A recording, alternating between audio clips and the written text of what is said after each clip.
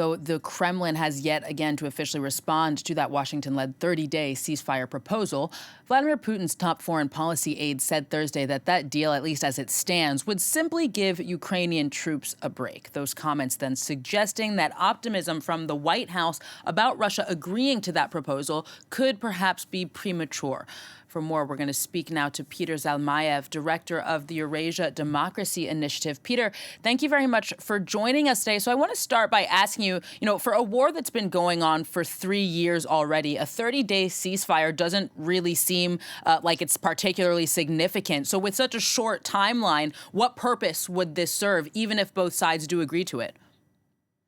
Well, I think the one side is very interested in the ceasefire, apart from the warring parties, and the idea that civilians must stop to suffer in this war.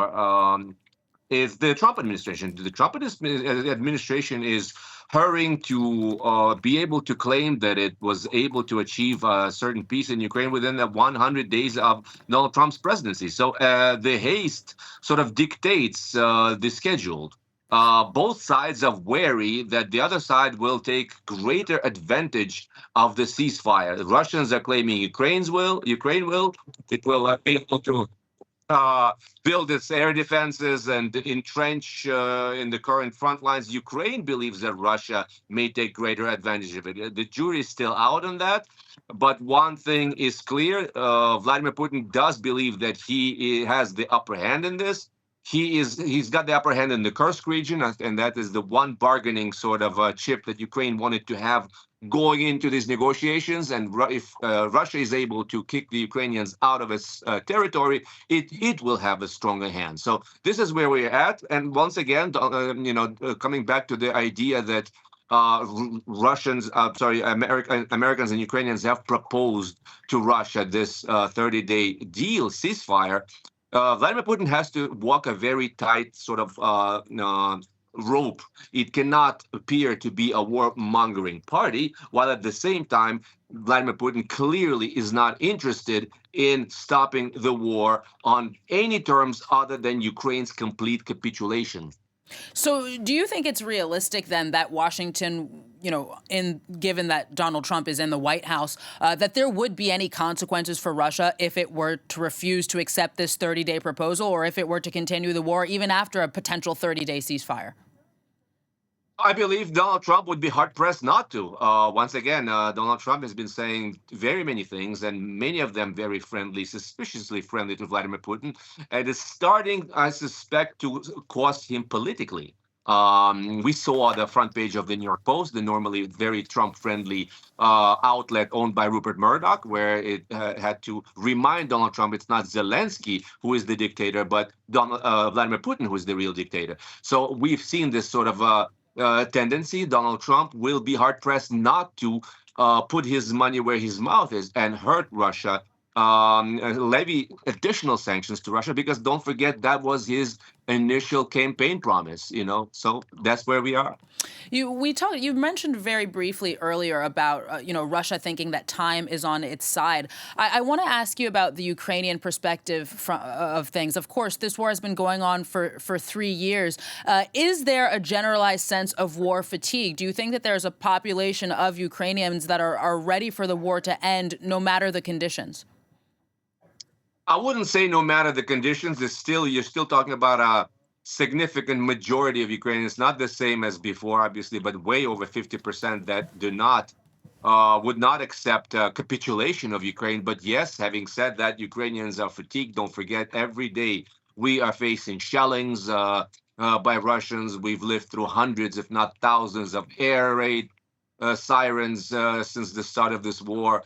It's simply inhuman what Ukrainians have gone through. And yes, they want to see an end to this war, but once again, not at the expense of its very existence.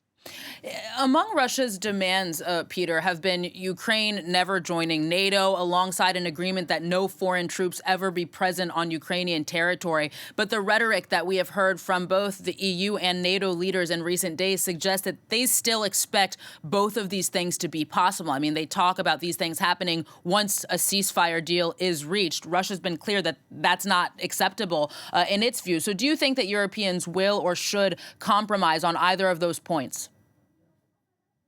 I think if Europeans will do eventually what Washington decides. I'm afraid we still it's still premature to talk about Europe finally having woken up not just to the reality of Russia's threat, but what it will take to credibly meet this threat and to provide Ukraine with ironclad security guarantees. It's just not there militarily. Its military-industrial complex, unfortunately, is not there. What Europe can and should do is actually finally decide the fate of the $300 billion of Russian sovereign wealth fund that's been frozen largely in European banks. That is something that probably the White House would welcome. That money should start working now to help Ukraine defend itself and eventually to help Ukraine rebuild itself. The big debate about how to approach Vladimir Putin is whether or not he responds to more forceful action or more kind of diplomatic compromise. Given what you just said about, Europeans should be using this money to continue the war on the battlefield. I mean, which of these approaches to Vladimir Putin do you think is likely to work best, given where things stand now? It's been said that Vladimir Putin understands the language of force, but once again, whatever language he's heard, I mean, it's been a language of force. You can say that it's not been forceful enough. The Biden administration had that formula of not letting Ukraine lose, but at the same time, not letting Russia lose too badly either. Be it as it may, Vladimir Putin has staked his whole existence, his biological existence, his life as a politician, the fate of Russia, to the outcome of the war in Ukraine. Unfortunately, there's just no, sort of magic wand that you can use to think of a solution or a decision. You have to continue supporting Ukraine. Ukraine has to continue to resist simply because it's not just the outcome of the war in Ukraine. And the fate of Ukraine is the fate of the entire world, and the precedent that a failure of the free world to defend Ukraine will set for the rest of the world. As a final question for you, Peter, do you think that there's anything that Western powers could have done differently over the past couple of decades that could have made the war that we see playing out now less likely?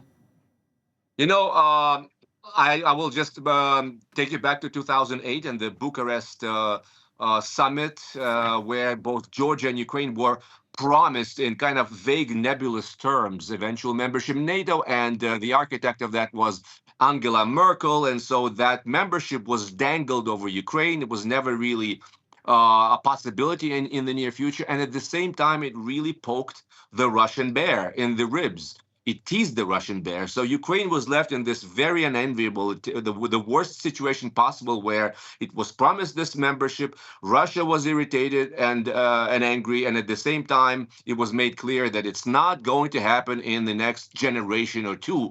So this is where we are. Very short-sighted policy of the Western leaders who underestimated how belligerent, militaristic, revanchist Russia would be within a very short period of time. Peter Zalmayev, director of the Eurasian Democracy Initiative, thank you so much for coming on the show today. That's unfortunately all we have time for.